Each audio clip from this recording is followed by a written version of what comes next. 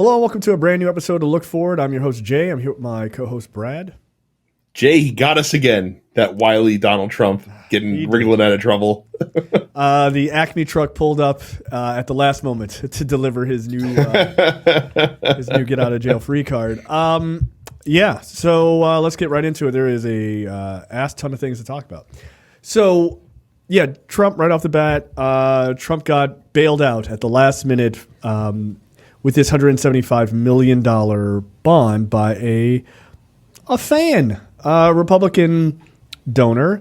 I forget what's the name of the company that. It was like Knights Finance or something. I don't remember what it was, but it's chaired by a, like you said, a Republican mega donor who was more than happy to help out his man DT to make sure that he did not have to suffer the financial pain of actually ponying up money himself, which he has, of course. Like, he didn't need the help, but he's more than happy to accept the help from whomever. Right, because this guy, and I'll try to find his name. I apologize.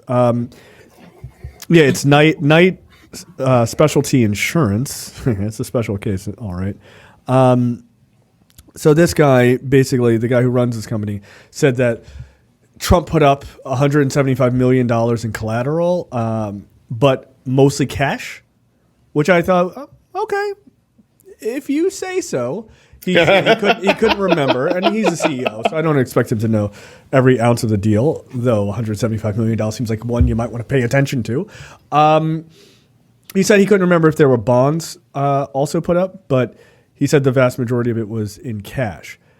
Look, I got to tell you, if you can put up the $175 million, if you got it, like if you got it like that, you probably just don't want to be beholden to somebody else. But at the same time, if I'm Trump and I know I'm never going to pay this money back to this poor schmuck, I guess I go with the bond. Like, here's the collateral. Now try to collect it. Best of luck. So all of this is just a bet on him winning the presidency, honestly. That's really all it is. Just a gamble. Same thing with the story that we're going to talk about in a couple stories here about how the stock market's doing for our man.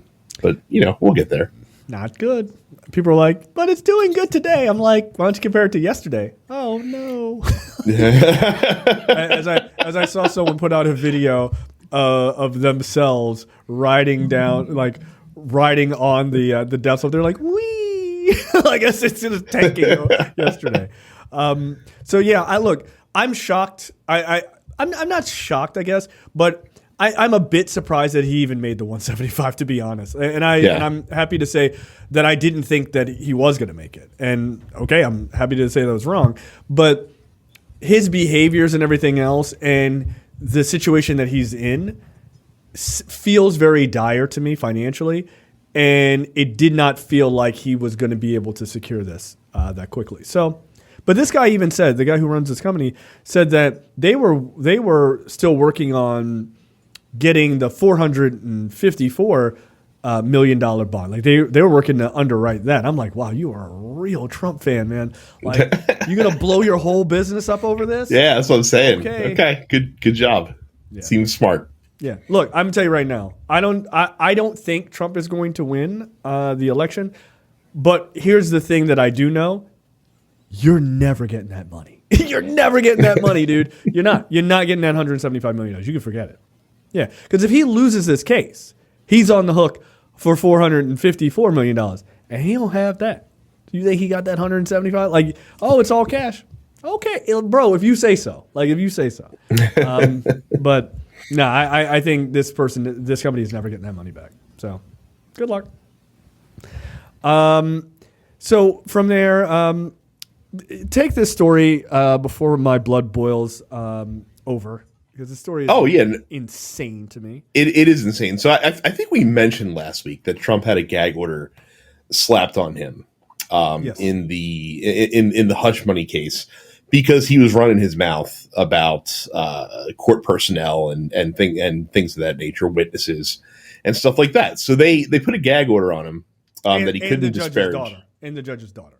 Well, correct, but the gag order specifically prevented him from disparaging potential witnesses jurors and court staff, but notably not the judge, not Alvin Bragg, the prosecutor, and not anyone related to any of them. Well, Trump, after receiving this gag order, and I mean this quite literally walked outside the courtroom and started talking shit on this judge's daughter, and continued doing that throughout the week, even posting her name and her picture on his Truth Social website as well, and basically saying that Judge Juan Marchand, who is the judge that's overseeing the case, should recuse himself because of his daughter's political leanings. Now, it'll shock you to learn that Trump doesn't have that same energy for like Eileen Cannon, someone who he appointed to the bench. Shocking. Like if he's worried about Judge Marchand being impartial because of his daughter, I would think that you'd be more worried about, someone being impartial that you literally gave a job to. But, that's okay. We don't need intellectual consistency on the right. But yeah, so he was. We do here. That's not what we do. No. So yeah, so he was running his mouth and has gotten a further gag order, or the gag order that's on him has now been expanded to cover family members of other court personnel as well. Again, notably, he can still talk shit about the judge. Not normally a good idea when you're about to face a criminal trial to talk shit on the dude who is calling balls and strikes. He can still talk shit on Alvin Bragg if he wants to, but they are basically making sure that he does not talk about anyone else outside of that, which, is fucking fair. Like, why the hell are you going after this dude's daughter who has absolutely anything to do with this case whatsoever? And look, you can find, if you dig hard enough, you can find somebody connected to a judge or a lawyer or something like that that may not agree with you politically. I mean, the thing is, it's indicative of how sort of right-wingers look at government, right? I've been thinking a lot about how there's such a large amount of Republicans who just kind of got into politics and started sort of kind of following it starting in 2016 when Trump came down the escalator. They were like, oh, like this guy is just like me, this blue blood from New York who wouldn't spit on a poor person if they were on fire. He's just like me. Right. And so there's so many of them that are so politically novice, right? And I've been thinking about, like, that's part of the reason why this like political conspiracies are so easily, it's so fertile in that environment because they don't know. And so when you don't understand, and I'm not trying to be a dick about it, I'm just saying, like, they're quite literally ignorant about these things.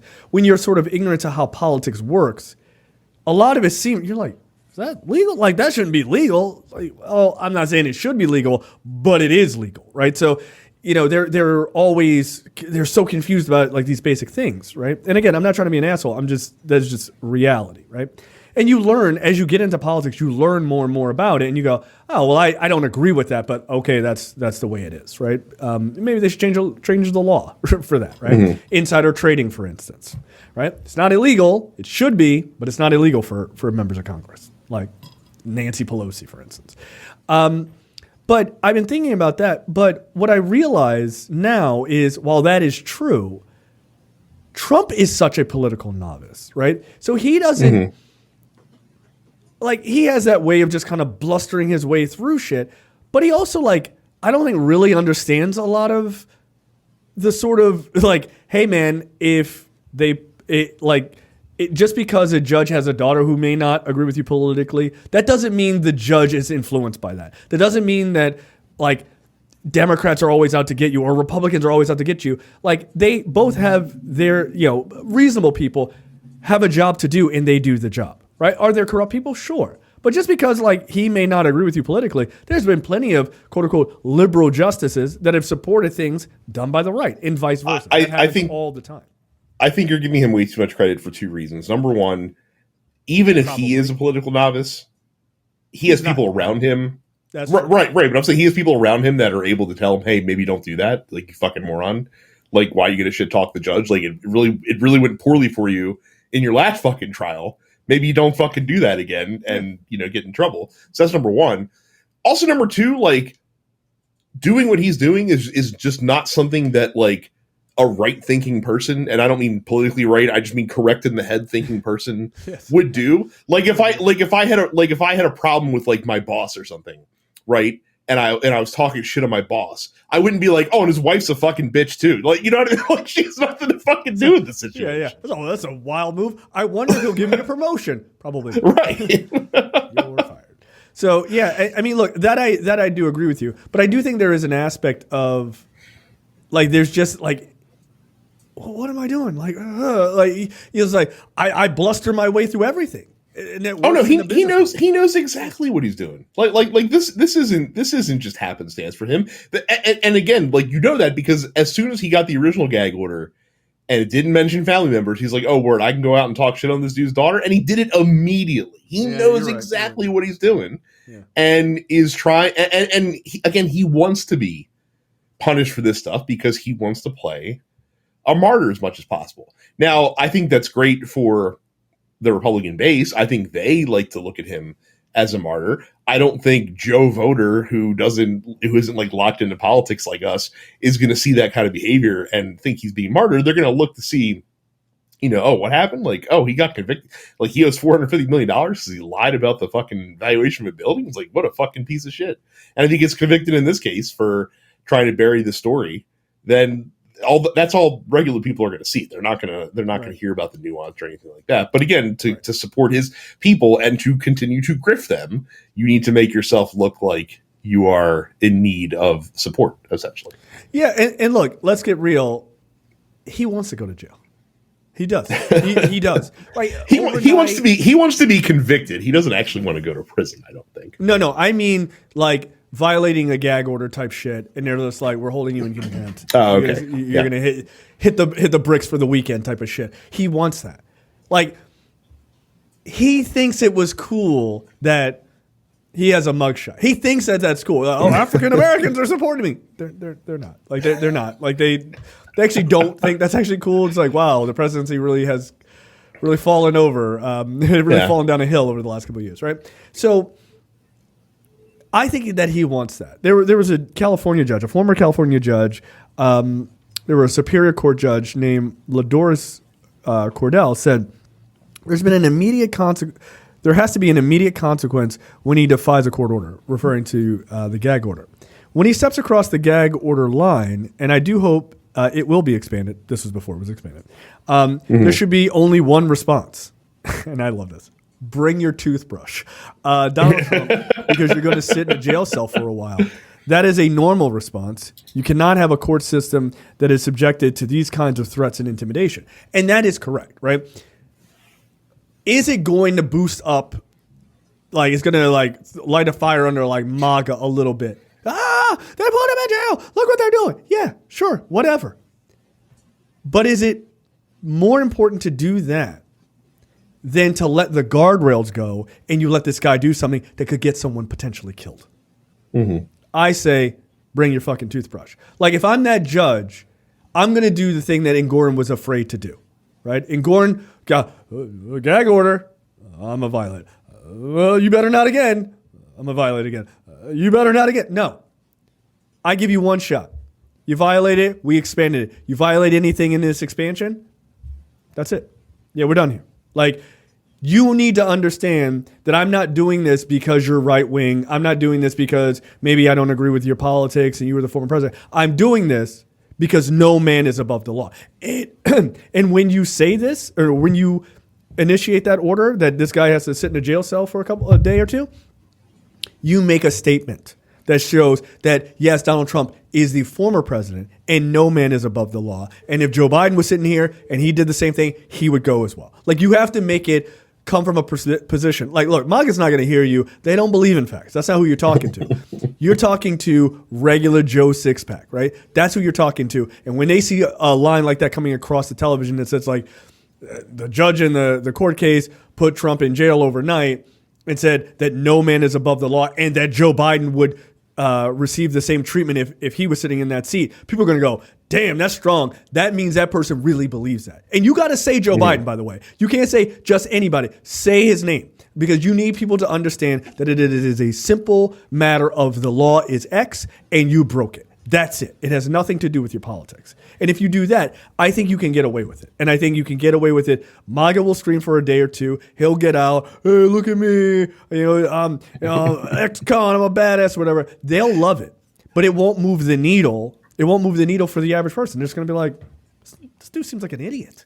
I actually would love to see him go to jail and then come out. And if he does, I really, really hope that in order to appeal to the minority vote, that he gets like the teardrop tattoo on the way out of prison just so he can like rock that during the rally. So so check out my ink. I got it while I was on the inside. I had to kill a guy. No, you didn't. Shut up. I joined a gang. I'm in Los Lobos now. Can I have the Latin vote? Like, no, get out of here. I have my MS-13 tattoo. It's very cool. You know, gang. He's probably an honorary member of the Aryan Come Brotherhood. on, dude. Come on. Like, we already know. Come on. I said the 14 words. They were very easy. Like, I've got it. So it's. I think you pull the lever on that. I don't think you hold back. I think but you got to make it plain that this has nothing to do with him politically. It has everything to do with we are a country of laws, not of men. That's the line, right? Mm-hmm. Like, make it known that, like, and if they ask you, oh, would that happen if Joe Biden? Yeah. Would Joe Biden have been breaking these laws? Then yeah, his ass can go sit in a jail cell too. That's not my fucking problem. I'm a judge. This is my job. I'm doing my job. So look, I'm not buying into this same playbook. It's weird, like you lost the last case, but you're doing the same exact playbook on this. It feels really stupid to me. But again, that's a buy. I feel the one aspect where he is trapped is that he's built this persona as such as like the constant fighter that he has to do this, like because to not do this would make him look weak in the eyes of his supporters. Look, I hope they. I'm not saying it's smart. I hope they come and visit you, bro. Like I just, do. I really do. I hope it all works out for you. But if I was that judge, I'd be like, yeah, like we're not even having this conversation. You do that shit and you're done. Like you can spend the weekend in jail. I don't give a fuck. Next up,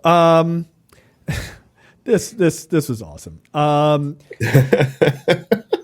I wrote, oh, did somebody not get what they wanted? Trump's Truth Social play is already failing. Not doing well, Brad. It's not doing well. I have another question to ask you. Yes. This week. If your company, which is currently valued on the exchange at many billions of dollars based on the amount of shares that are out there, posts a 6 million with an M, not billion with a B, million with an M, $6 million profit, or sorry, not even profit. Sorry, $6 million in revenue for a calendar year, but also posts $58 million in losses over the same calendar year. Is that good for your company that's currently valued at many billions of dollars? Okay, one, I can't answer that without absolute facts here, and I don't. We are not anything can mean anything type of show. Facts matter. You said $6 million. That is incorrect. It's only $4 million in revenue. Oh, you know what? That's fair. I think I was being a little too generous then. Yeah, you're being way too generous. It's only 4. But you were in fact correct that it did lose $58 million. It's not good. I feel like other companies that are better than this, that have valuations like Reddit, that has a valuation of I think $8 billion, where Truth Social is trying to push that they have a valuation of $10 billion. I think companies like Reddit need to just send Donald Trump a message that says, quote, get good, because Truth Social is a fucking turd.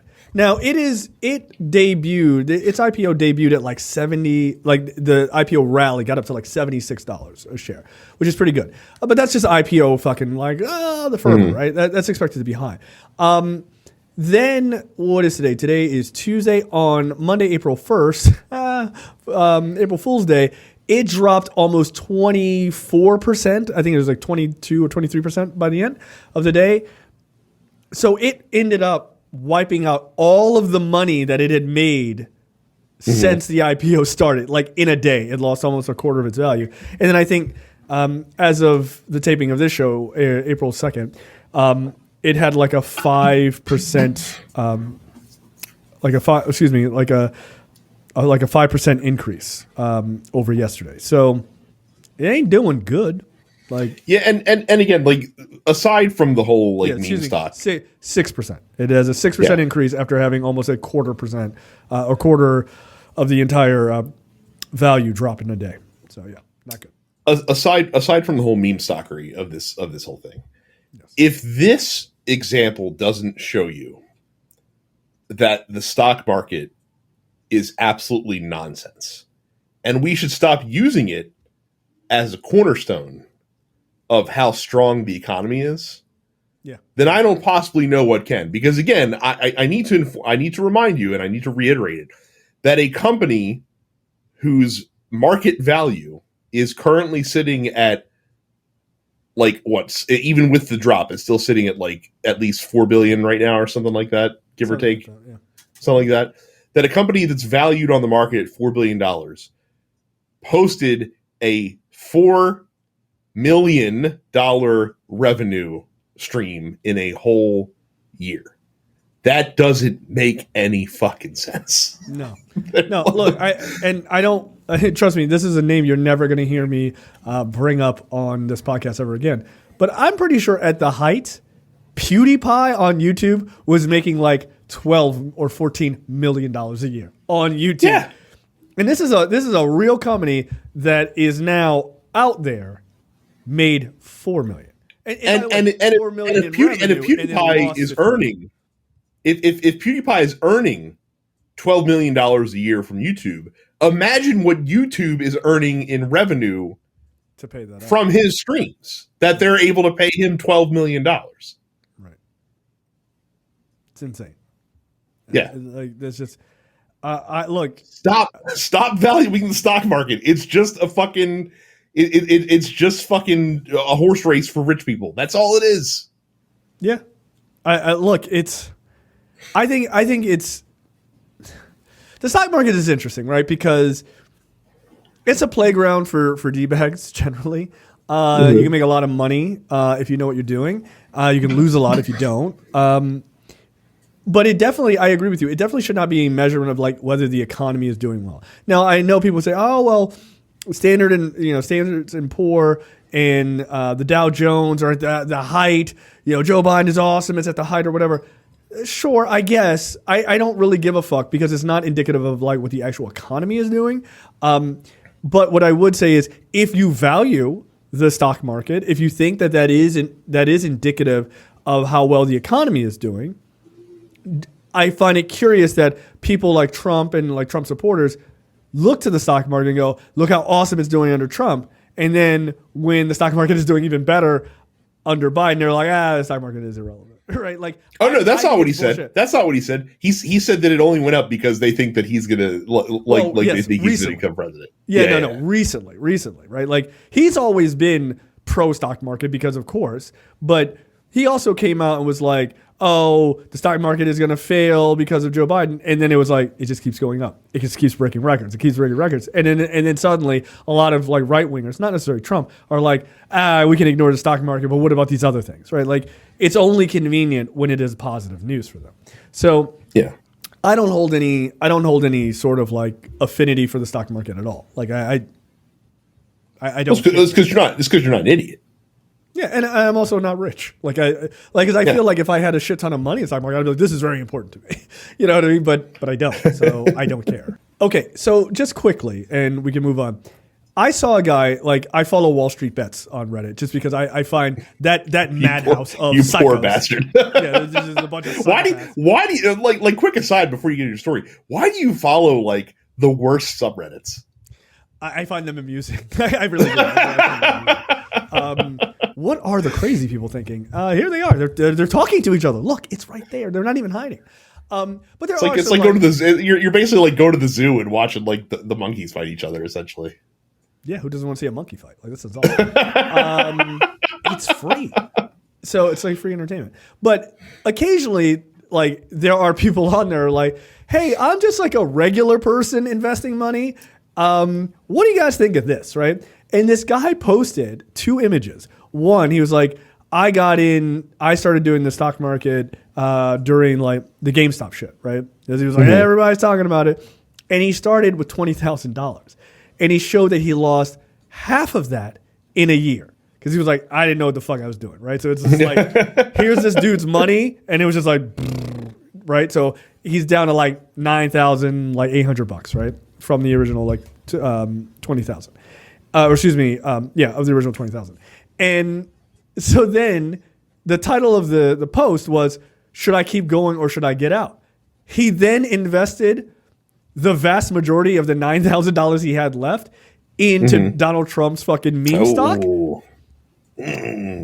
Yeah, but he hit it at the right time. And the next slide, he went from 9,000 to 54,000 in like 3 days. And people are like, cash out, you fucking idiot. What are you doing? Like, get out of it.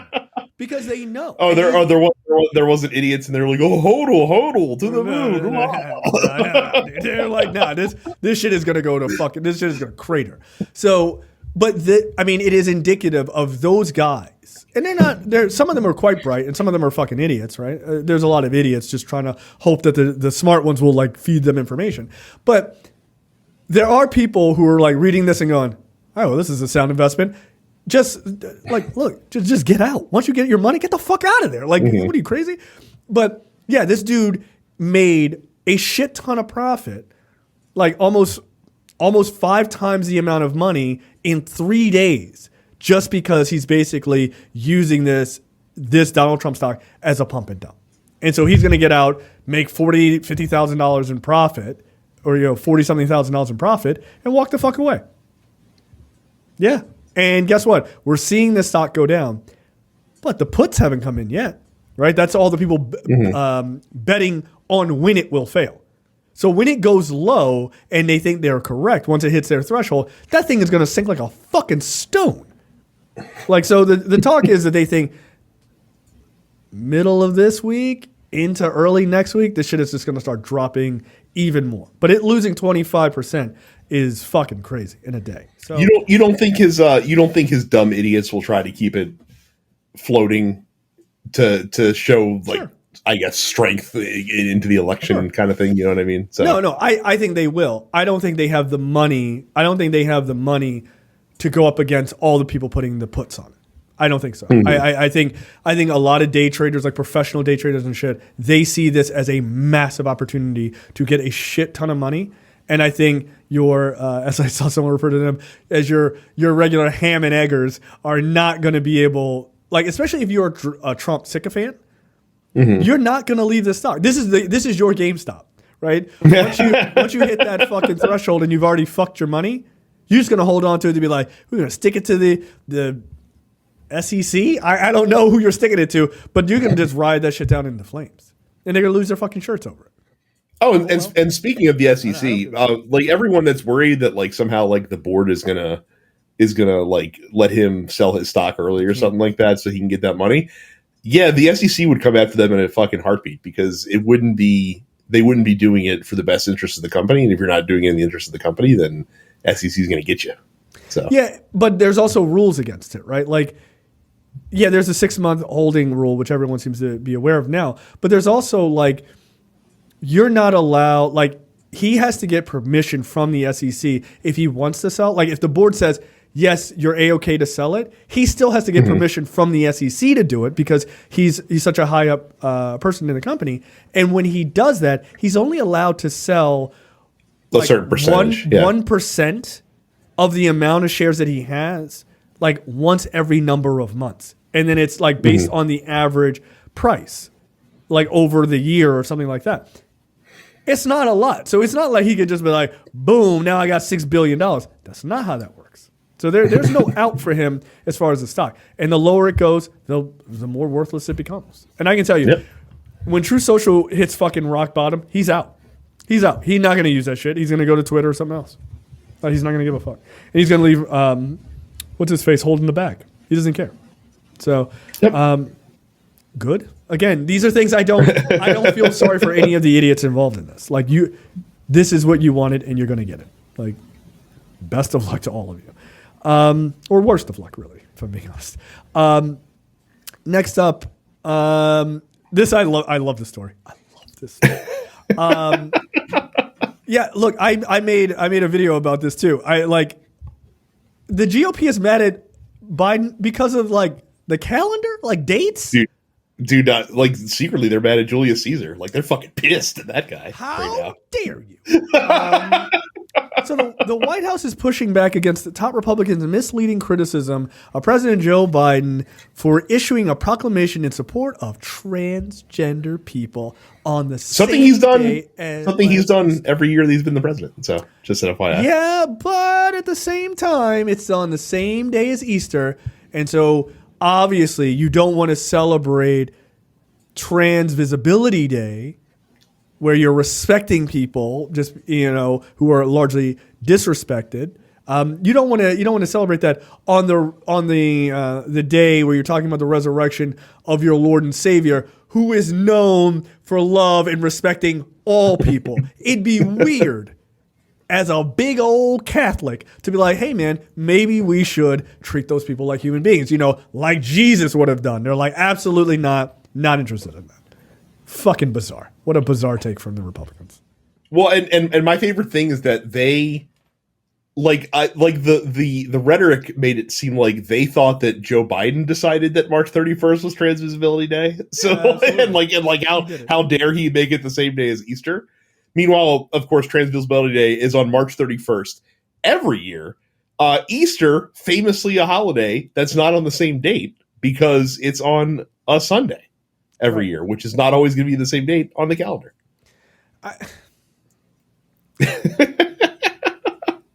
As I said in my video, this comes from a place that you don't have any policies and you're deeply unserious.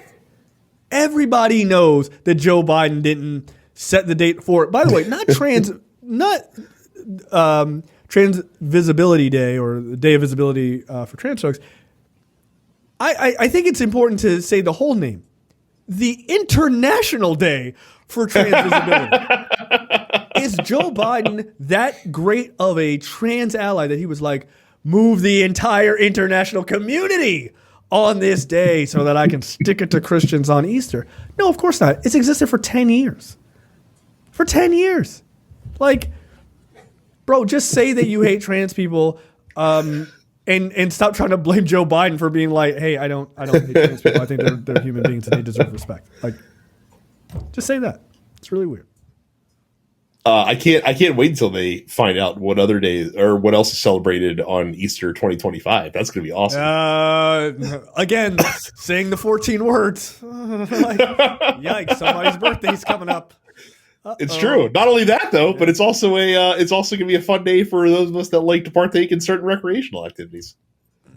Hell yeah! That's awesome. Beer Day, right? We're talking about Beer Day. Is that right? Sure. Yeah. Sure. Yeah. Look, I think it's just unbelievable. Like, there's another part to this story too, right? Which is really wild. So also on Easter Sunday, they had the Easter egg roll, right? Mm-hmm. Which is the Easter egg hunt for kids at the White House, right? It's a long story tradition. Every president, left or right, have done this. Like, it's just a sweet thing, right? It's adorable. Republicans came out and they were like, wait a minute. There are reports that the Joe Biden administration said that there could be no religious iconography at this event. They're taking on the eggs. Mind you, they're on taking, the eggs specifically. They're taking Jesus out of this holiday that we mostly celebrate by having bunnies lay eggs and chicks and chocolates and shit. Like, it has nothing to do with Jesus. People don't. I'm not saying like the original intent has nothing to do with Jesus, but definitely the egg hunt part has nothing to do with Jesus. Like, it just doesn't. So they got really mad about that, and they're like, "How dare you take Jesus out of this holiday that people don't really think about Jesus in? This is weird." And the American Egg Board, who are the sort of the company or the board that co-sponsors this event, right? Like they put this on at the White House. They had to come out and they were like, I mean, yeah, you're right. that is the rule about the religious iconography, but it's been a rule for 50 years, bro. Like, what are you talking about? What's happening here? Why are you big mad about this new thing that's not new at all, right? It's been around for 50 years. So it was around when Barack Obama was president. It was around when Donald Trump was president. It's been around since George W. Bush was president. It's been around longer than I've been alive, right? All the way back to Reagan. It's been like all the way back. Past that. Yeah. Carter. Like even because Carter is the one who put the rule in. Even Reagan was like, this is fine. Who gives a shit? And none of you gave a fuck. And this is what I'm talking about. This is that sort of, like, the people complaining about it are like politicians, right? They know that this is bullshit. But they're playing to the collective ignorance of Republicans to throw red meat at them because they don't have any real policies. They don't have any real things to talk about. So they're like, aren't you mad about they couldn't paint a Jesus on an egg? Like, do people do that? No, but they couldn't if they wanted to, right? and so, like, it's just silliness. It's just general silliness. Meanwhile, their dude, I think, posted like 37 times on Easter to talk shit on all his haters out there, basically. No, dude, I think it was 77 at last count. Oh, was it? Okay, I'm underselling again. Yeah. Complain. I could have sworn I heard this. I might be wrong. So if I'm speaking out of turn, I'm happy to be called out. Pretty sure he compared what is happening to him right now in the court system to the persecution of Jesus Christ. No, that seems about right. Yeah, so. Totally reasonable. Totally fine. Like, bro, what are you talking about? I know exactly how Jesus felt. When he shat on a golden toilet in heaven. Like, all right, bro. Like, comparing yourself to Jesus while hawking $60 Trump Bibles. Oh, you gotta love it. Just chef's kiss. Just amazing. Just amazing fucking hypocrisy. And of course the evangelicals are just eating it up. That's the other fucking thing either. Is like the people, the Christians, the evangelical folks are somehow like, because Biden is Catholic, like they're back on their shit. Like Catholics aren't real Christians. I'm like, guys, they were the OG Christians. Like they were Christians before y'all were Christians. You ever been to a Catholic ceremony? They bring like a fucking chain with a smoke in it. It's like, holy shit, what year is it? Like, I have never understood why New Age Christians fucking like throw so much shade on Catholics. Like, I kind of get it because, like, you know, go read a history book, but still, like to be like, you're not a real Christian. I'm like, no, they are the real Christians. Like you guys are doing the different shit. Like, they're the OGs. Yeah, no, they hate everybody. Like, they don't fuck around. That's really weird. Like, they're not real. Like, okay, seems like a weird argument, but all right. Next up, this is a great story. Florida ballot initiatives just put the state back in play in 2024. So 2 ballot initiatives have been given the go-ahead by the state Supreme Court for the ballot in 2024. I'll go least powerful to most powerful. One, weed legalization.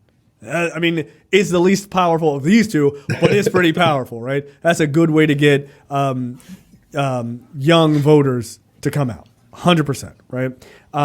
And also minority voters who are tired of seeing their community be ravaged by bullshit drug policies, right? So that's good. That's a good thing. I have to imagine lots of Floridians will be excited to vote for full weed legalization. Number 2, the most powerful one, is abortion rights are on the ballot, right? This is on the back of them. The Supreme Court upheld the state's ability to enforce their 6-week ban that DeSantis signed so long ago, was challenged in court, and they basically did this in kind of the same rule, or the same day, where they're like, hey, like, yes, this ban can go into place, and also can be on the ballot to be constitutionally enshrined in the Florida state constitution this year. Yeah, to kill it, basically. Yeah. So what they're saying is from my understanding, is that if the initiative passes on abortion specifically, then it pushes it to a 24-week. Toward fetal viability is how it's actually. Yeah, and they're saying that on average is considered about 24 weeks. I'm not so sure I buy that as the number, but fetal viability is at least, I think, a good place to start. But that keeps Floridians from only having to sort of deal with an issue of like death of the mother type of thing, or potential death of the mother, or death of the child, or probably. The child is going to be born with unbelievable handicaps and die immediately or something horrible like that. Those considerations are there. So that's pretty good. It's not perfect. It's not exactly what we want. Obviously, we want no restrictions. Again, no restrictions doesn't mean you're actually killing the baby in like 8.5 months like Republicans somehow stupidly believe. But it gives no space for a slippery slope, because if you give those guys an inch, they will take a mile type of thing. It's the exact opposite of what they say, right? If you allow Democrats and liberals to have an inch on this, they'll be killing babies at 8 months. Well, why would people do that exactly? That doesn't make any sense, right? But it's just to protect the actual body autonomy of women. So, look, I think that there is a very, very high chance that you could see Democrats. I don't know if they'll win Florida, but I think that there's a very high chance that both of these initiatives get through. So, well, consider this as well. So not only does it put Florida potentially back in play from a presidential standpoint, which for the past couple elections it's not even been close. Rick Scott is running for re-election for his Senate seat this year, and he won in 2018 by about 10,000 votes, which is a drop in the bucket. And he's not exactly Mr. fucking personality. I'm pretty sure he's going to be underperforming Trump, regardless of how things shake out.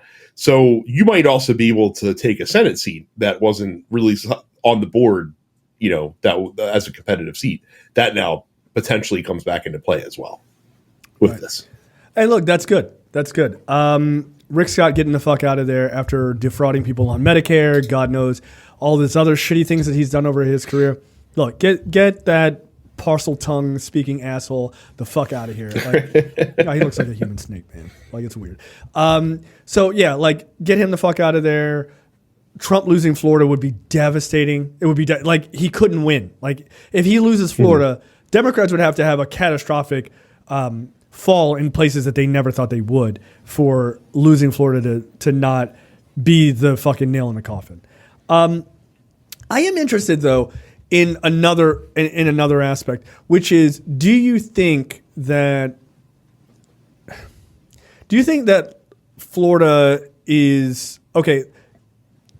Florida's in play now because of these two initiatives. Do you think it's a good idea for Democrats to try to push as many of these type of ballot initiatives nationwide, or at least in purple states or maybe even red states, to try to drive young people or other liberals and Democrats?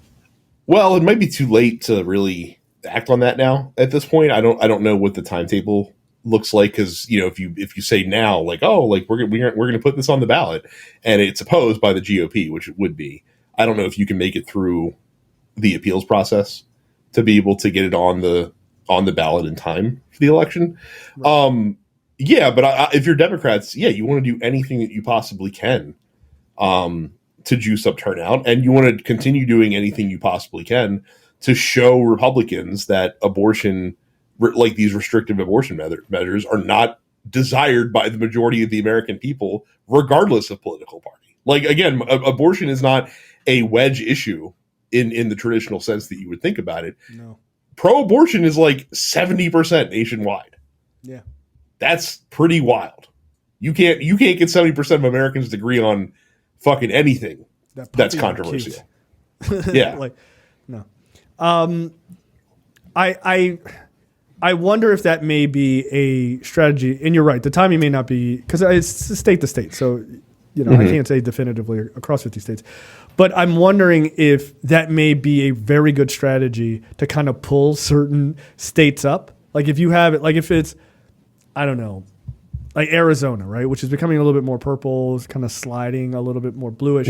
But if you like really want to guarantee it, just be like, why don't we work to get that initiative, right? Like, grassroots, get weed legalization, because again, that will drive a lot of liberals. But abortion, enshrining abortion rights into the constitution of these states would, for a fact that it's going to drive a shit ton of liberals, and more importantly, irrespective of party, it's going to drive women to the ballot, big time. If they can even in like when they've done these measures, even in like red ass states, like it's still passing with at least like 57-60% of the vote coming. Wasn't there like a super red state recently that Kentucky did it recently, right? Ohio did it recently. And Republicans get trounced on it every fucking time. So it's like, if you can get those ballot initiatives, and that should have probably been something like, I would have loved to have seen Democrats say, we are going to do a 50 state fucking run on this. Like 50 states, get this shit on the ballot everywhere. You say we're not working hard enough, we're giving you direct democracy to get this shit done. And get a 50 state strategy of getting that ballot initiative everywhere. The other problem is too, I don't think that's a top down initiative. I think it's a bottom up initiative. I think that's more incumbent on state legislatures to really push that forward. That's fine. No, but I'm saying that, and that's fine. But I think maybe the White House should come out and be like, we are in support of this. Like, we think that you should this would be awesome. Fucking do it. Yeah, because one, if it knocks Rick Scott out, it shows that it has legs, right? Because, again, to your point, you don't go there, vote for, if you're a Democrat at least, you don't go there, vote for abortion access, and then go, and Rick Scott seems fine. Like, no, you're like, fuck that. Or I'm going to leave it blank. Like no big deal. I'm going to stick it to all these assholes. And that's what you want. Yeah. So I think if not now, in the future, 2028 or 2026 or into 2028, I think that should be an absolute priority to just get all 50 states to do those ballot initiatives, because then what you have is, doesn't fucking matter what the Supreme Court says. Yeah, doesn't matter, like, because that shit is enshrined. And guess what? You enshrine abortion rights into the Constitution of any of these states. I don't care how ruby red they are. It ain't coming out. Because if you drove that many people to do it, and again, it's like a 70+% in agreement for it, you can't get over that.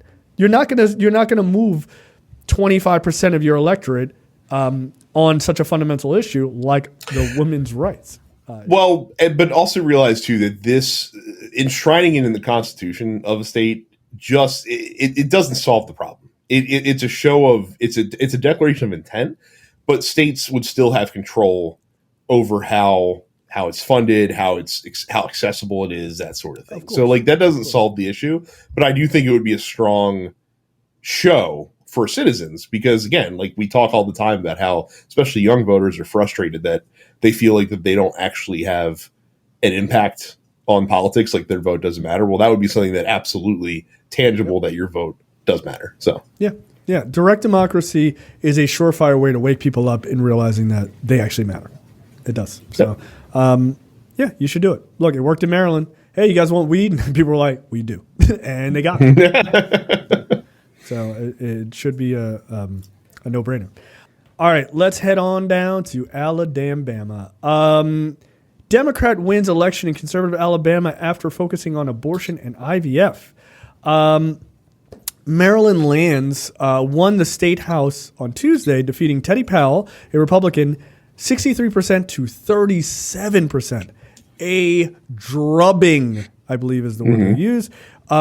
Lands, a licensed professional counselor, previously ran for the seat in 2022 and lost by 7% to David Cole, a Republican who had to resign last year for pleading guilty to voter fraud, of course.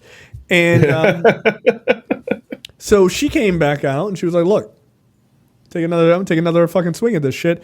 And she was like, look, I'm a woman and I'm focusing on women's issues. And even in red-ass Alabama, she didn't just win by 2%. She didn't just win by 5%. She won by 25 fucking percent. That is an ass kicking if I've ever seen one. I believe the term we should be using is roll tide. I have no idea. And by the way, just to put this into context, she lost her last election by 7%. Donald Trump won this district by 1% in 2020. So it is more of a purple district in Alabama. It's one that would be open to voting for a Democrat. But again, from 2020 to now in this special election, that's a 26-point swing the other direction. Yeah. Look, the other thing to take into account, and I saw a lot of people saying, well, because I made a video, I said, listen, this is a strategy. Talking about abortion rights and IVF is a strategy that will drive votes. And people are like, well, this was a low turnout election. Yeah, you're correct. It's a low turnout election in a red fucking state. Yes, it's a purple district, but it's a red fucking state. It's a low turnout. You know how many people voted? 6,000. And you know why that matters? Because even in that fucking ruby red ass state, they could drive enough people to get her this big of a victory. Even then, and keep in mind, it's a low turnout vote, but it's also a low turnout vote because it was a special election, dude. Nobody gives a fuck about those. Well, that's the other thing that speaks to me is that special elections, to your point, are dictated by like who's excited to come out, right? You know what I mean? Exactly. Democrats are excited to vote right now. Republicans don't seem very excited to vote right now. They're not getting a lot of dubs out there, and even when they win, they still kind of lose. It seems like in today's day and age. So, yep, they absolutely do. Look, I wish I felt sorry for them, but I don't. This is great. No, this is great. Like I said, me sowing. Oh, this is awesome. Fuck yeah, me reaping. Oh, what the hell? Ooh, what the fuck happened? Why would they do this to me? But yeah, she kicked that ass in Alabama. That's great. Look, again, if you're wanting a strategy here, women's rights are a thing that you will always be able to tap into because women are never going to get tired of fighting for their fundamental human rights. This is not about like, oh well, I mean, weed, whatever, that'd be cool. This is, hey man, I may need this health care and I can't get it. Like, keep in mind, while all this is happening, while they're getting their asses kicked and all this, Republicans are still out there like, I think we should probably try to ban birth control. I'm like, you really think that's going to work out for you? I don't think so. And people said, oh, guys are not going to care about this. Guys who don't want to have kids with like a random hookup, yes, the fuck they will. Yes, the fuck they will. When they go to the store and you can't buy condoms, they're like, no. Yes, the fuck they will. And again, these are fundamental rights things. And if I'm a single dude, I'm never going to forget that I can't wrap my shit up.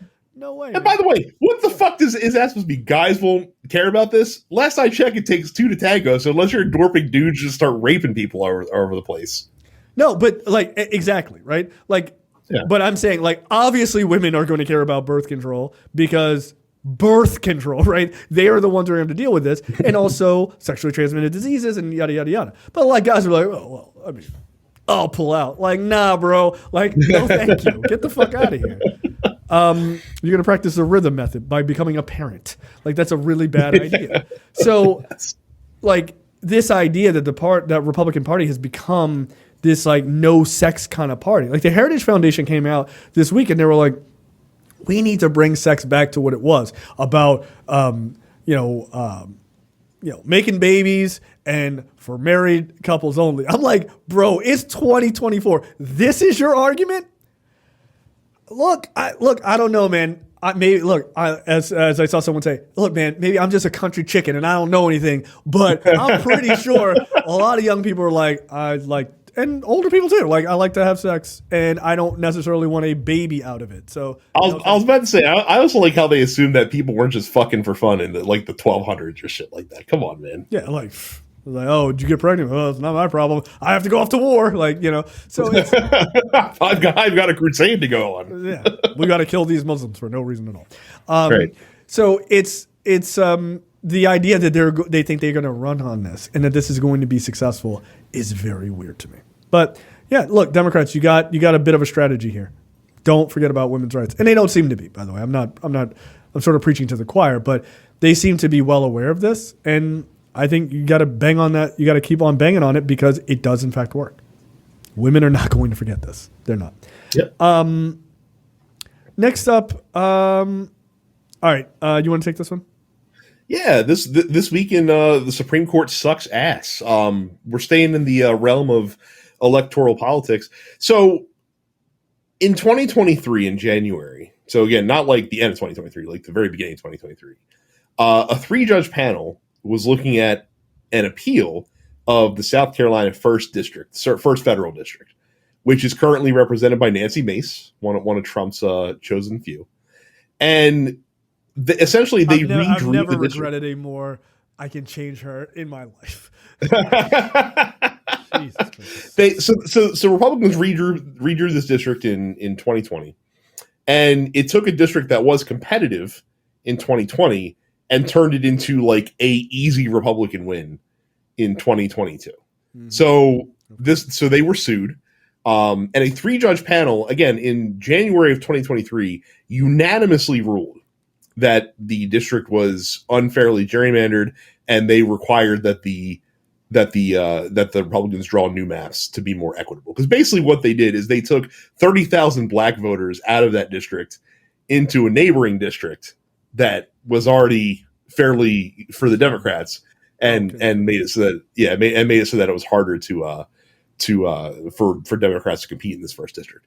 So the South Carolina Republicans appealed this to the Supreme Court of the United States, and because the Supreme Court decided to sit on their hands and not hear this case in an expedient manner, despite the fact that they were being encouraged by like everyone to be like, hey, you got to hear this, like we got a fucking deadline on this because we got an election coming up. Now South Carolina is going to be using that unfairly gerrymandered map, which a 3-judge panel unanimously ruled was a racist gerrymander for 2024. Such bullshit. Yep. Again, they can move with immediate expediency when it comes to making sure that Biden can't cancel student loan debt. They can move with immediate expediency to make sure that people can be evicted during a pandemic out of their homes. They can move with incredible speed for Republican leaning issues. But when it comes to anything that helps liberals, in due course, in due process. Amazing. Again, if you were so sure that you guys could win on policies, you wouldn't have to cheat. You wouldn't have to cheat, right? I would argue that the Supreme Court shouldn't even be considering political matters in deciding what their 100% what they do and do not do. Yeah, it's almost as if they're not an impartial branch of government. Jay, I don't know. It's weird. I heard a guy say it once. Yeah, it's weird that like all these Republicans sit on the Supreme Court, and all of a sudden like everything that they do happens to be very pro-Republican for the most part. It's very strange how that works. Yeah, very strange. So there's no way to answer that. Really, there's no way to tell. Hey, your wife was involved in trying to overthrow an election. You want to recuse yourself in this case? Nah, I'm impartial. I'm good. I'm fine. No big deal. Let him go. Do you want to hear the case? I got it. Let him go. They made a great song. I'll be the only guy to vote against this. But like this isn't going to make you look like a fucking asshole at all. Like, dude, like you suck balls, bro. You suck balls. So yeah, this is. Look, I know it's very fashionable to be like racism in America is equally terrible everywhere. Yeah, it's especially terrible in the South, though. It's especially terrible. Yeah, it is. And it's we got another fantastic South Carolina story later on in the pod. Another bang. Look forward to that, preview members. Yeah. So it's gonna be great. Like they do themselves nothing but, or they do their constituents nothing but a disservice by trying to limit their ability to vote in a fair and impartial way. But they can't help themselves because racism is so good. It's so fundamental to their ability to win that they're like, oh, well, let's just disenfranchise these 30,000 black people because of reasons. Like, because we need the win. That's it. And, of course, the Supreme Court is happy to do it. And, Clarence Thomas, of course, has no problem with it. Of course. Well, and this is their favorite happy to do it because they literally were able to do it by doing nothing. Which is really the best way.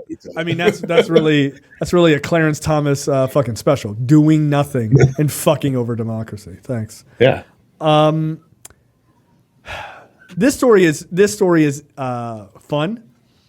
We talked about last week that wouldn't it be hilarious if Hakeem Jeffries ended up being the Speaker of the House right before the election. I don't know, man. It sounds like it might happen. Like there's like a 93% chance it's going to happen, which I think is funny. So Mike Johnson warns that, quote, that's a risk about Hakeem Jeffries becoming Speaker. That's a risk? Really? You have to say that as the current Speaker of the House. Here's a little bit of background. Marjorie Taylor Greene came out, late last week. And we talked about it on the last episode. Yeah, we talked about it. Out and she was like, look, man, don't blame me when Mike Johnson gets fucking kicked out and Hakeem Jeffries becomes Speaker. That's not my fault. Right? Here's the narrative. Here's me trying to get in front of it. Right? Like she's desperate because she wants to fucking pull the trigger and boot Mike Johnson out, but she doesn't want to. She doesn't want to get all of this blame. You should get the blame, but just part of it. I mean, the rest of the blame goes to your shitty party, but you definitely should get the blame for that. You're doing it. And now other Republicans, like Republican Don Bacon from Nebraska, a centrist Mike Johnson ally, said that, quote, his removal is, in fact, a possibility and that a vote is very likely. They are going to fuck their entire party and torch their majority because they have completely unrealistic expectations of what it is to be in Congress. They have pushed the line. The as liberals love to say, the Overton window has been so shifted for Republicans that the idea of working with Democrats to get a budget or a bill through is so gross to them that they're willing to torch their own majority to show him what's what. Mm-hmm. Look, bro, if that's how they roll over there, it's really weird. But again, it's a lot of political novice Congress people now who are aiming to do this. And Marjorie Taylor Greene is a political novice, I would argue. And so she's willing to torch the majority to be like, and show you guys a lesson. And Democrats are like, okay, we're in lockstep here. Hakeem Jeffries, welcome to the speakership. Like this is and it's funny because really in this situation, Democrats are in really a no lose scenario here, right? Because if they did remove Mike Johnson and they triggered a vote, well, actually, there's two considerations. So there'd be a vote to remove Johnson first and foremost. Mm-hmm. So if you're now we talked about last week and said we don't think that Democrats should save Republicans from themselves. Fuck that. Like there's no reason to it. However, if you were so inclined to want to do such a thing, you could extract an incredible amount of concessions from him 100%. In exchange for voting to keep him safe. Save me, Democrats, save. Yeah, here's all these fucking things we want you to do, which would not help him in the future. Because he would then be looked at as beholden to the being cucked by the Democrats, to borrow a term that they are so fond of using. 100%. Right. So that's one scenario. The second scenario, which is the better scenario, I think, is to let Johnson get kicked out, to try to convince like the one or two Republicans that you need to vote for Hakeem Jeffries and have the rest of your conference vote in lockstep, and get Hakeem Jeffries.